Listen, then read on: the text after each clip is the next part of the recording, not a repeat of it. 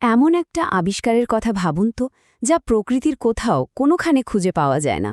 মানে পাখিরা বাসা বানায়, মৌমাছিরা চাক তৈরি করে, কিন্তু এমন একটা জিনিস আছে যা পুরোপুরি মানুষের মাথা থেকে বেরিয়েছে। চলুন আজ আমরা সেই অসাধারণ আবিষ্কারের গভীরে যাই। হ্যাঁ, এটাই সেই আবিষ্কার। দেখুন, পৃথিবীর অন্য সব প্রযুক্তির থেকে চাকা একদম আলাদা, কারণ এটা প্রাকৃতিকভাবে কোথাও পাওয়া যায় না। এটা কোনো প্রাকৃতিক ঘটনার নকল না, বরং মানুষের কল্পনার এক বিশুদ্ধ ফসল। আর এই একটাই জিনিস মানব সভ্যতাকে চিরদিনের জন্য বদলে দিয়েছে। তো আজকের এই পর্বে আমরা ঠিক সেই ঘূর্ণনের গল্পই বলবো, যা কিনা মানব সভ্যতাকে একেবারে বদলে দিয়েছিল। দেখব কিভাবে একটা সাধারণ দেখতে ধারণা আমাদের পৃথিবীকে এক সম্পূর্ণ নতুন পথে নিয়ে গেল। শুরুতেই একটা জিনিস বুঝতে হবে, চাকা কিন্তু শুধু একটা যন্ত্র না, এটা মানুষের সৃজনশীলতার একটা অসাধারণ প্রতীক। এর শুরুটা হয়েছিল খুব সাধারণ একটা প্রয়োজন মেটাতে, কিন্তু এর প্রভাব ছিল অকল্পনীয়। প্রত্নতাত্ত্বিক যে প্রমাণগুলো পাওয়া যায় সেগুলো বলছে এর যাত্রা শুরু হয়েছিল প্রায় ৫,৫০০ বছর আগে। মানে ভাবা যায়, এতগুলো বছর ধরে এই একটা আবিষ্কার আমাদের সভ্যতাকে এগিয়ে নিয়ে চলেছে। আচ্ছা, এই অংশটা কিন্তু বেশ মজার, কারণ চাকার প্রথম ব্যবহারটা যাতায়াতের জন্য মোটেও ছিল না। এর শুরু হয়েছিল আরও সাধারণ কিন্তু দারুণ বৈপ্লবিক একটা কাজে। একদম তাই। প্রাচীন মেসোপোটেমিয়ায় চাকা প্রথম ব্যবহার হয়েছিল কুমারদের চাকা বা পটার্স হুইল হিসেবে। কাদামাটিকে খুব দ্রুত আর সমানভাবে ঘুরিয়ে সুন্দর পাত্র বানানোর এই প্রযুক্তিটা ছিল তখনকার মৃৎশিল্পের জন্য এক বিশাল বিপ্লব। সোজা কথায়, চাকা আমাদের প্রথম চলতে শেখায়নি, গড়তে শিখিয়েছে।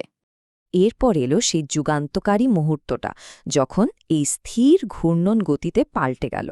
আর মজার ব্যাপার হলো, এই ধারণাটাকে বাস্তবে রূপ দিতে প্রায় ৩০০ বছর লেগে গিয়েছিল। এই টাইমলাইনটা দেখুন, কি দারুণভাবে চাকার বিবর্তনটা বোঝা যাচ্ছে। ৩৫০০ খ্রিস্টপূর্বাব্দে কুমারদের চাকা, আর তার ঠিক ৩০০ বছর পর মালবাহী গাড়িতে এর ব্যবহার। তারপর এলো স্পোকযুক্ত চাকা, যা গতিকে বহু গুণ বাড়িয়ে দিল। আর সবশেষে আধুনিক রাবারের টায়ার।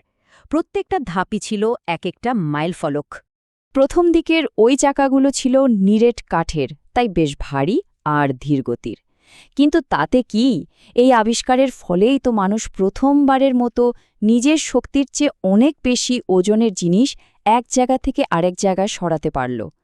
বাণিজ্য আর নির্মাণের জন্য এটা ছিল এক কথায় যুগান্তকারী একটা পরিবর্তন।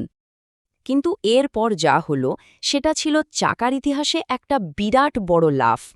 নিরেট কাঠের চাকার যে সীমাবদ্ধতাগুলো ছিল, সেগুলোকে দূর করে গতি আর দক্ষতার এক নতুন দিগন্ত খুলে দিল এই উদ্ভাবন।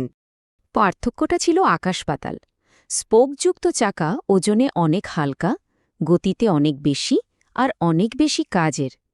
যেখানে নিরেট চাকা শুধু ভারী মাল টানার জন্য ঠিকঠাক ছিল, সেখানে স্পোকযুক্ত চাকা দিয়ে দ্রুতগতির রথ বানানো সম্ভব হল, যার যুদ্ধ আর যোগাযোগ ব্যবস্থাকে পুরোপুরি বদলে দিয়েছিল। এর পেছনের বিজ্ঞানটা কিন্তু দারুণ ইন্টারেস্টিং। একটা নিরেট চাকা তার সব ভার সরাসরি নিচের দিকে ঠেলে দেয়, কিন্তু একটা স্পোকযুক্ত চাকা খুব চালাকির সাথে ভারটাকে ওপরের রেম থেকে ঝুলিয়ে রেখে পুরো চাকায় ছড়িয়ে দেয়। এর ফলে অনেক কম কাঠ ব্যবহার করেই আরও শক্তিশালী আর হালকা চাকা বানানো যেত। কি অসাধারণ একটা ইঞ্জিনিয়ারিং কৌশল, তাই না? চাকার প্রভাব কিন্তু শুধু যাতায়াতের মধ্যেই থেমে থাকেনি। এর যে মূল নীতিটা, অর্থাৎ ঘূর্ণন গতি, সেটা মানব সভ্যতার প্রায় প্রত্যেকটা ক্ষেত্রে ছড়িয়ে পড়েছিল। এই রোটেশনাল মোশন বা ঘূর্ণন গতির ধারণা, এটাই ছিল আসল বিপ্লব। এই একটা নীতির ওপর ভিত্তি করেই তো তৈরি হয়েছে গিয়ার, পুলি, চরকা থেকে শুরু করে আজকের দিনের আধুনিক ইঞ্জিন পর্যন্ত সবকিছু। চাকা আমাদের শুধু পথই দেখায়নি, যন্ত্রের শক্তিকে উন্মুক্ত করেছে। এর প্রভাব ছিল সবখানে। কৃষিতে শস্য ভাঙার যন্ত্র, শিল্পে চরকা, সবই তো এই ঘূর্ণন নীতির ফসল। এর ফলেই দূর দূরান্তের মধ্যে বাণিজ্য শুরু হলো, বিভিন্ন সভ্যতার মধ্যে যোগাযোগ বাড়ল, আর নতুন নতুন ধারণা ও সংস্কৃতির আদান প্রদান হতে থাকল। চাকার গল্প কিন্তু এখানেই শেষ নয়।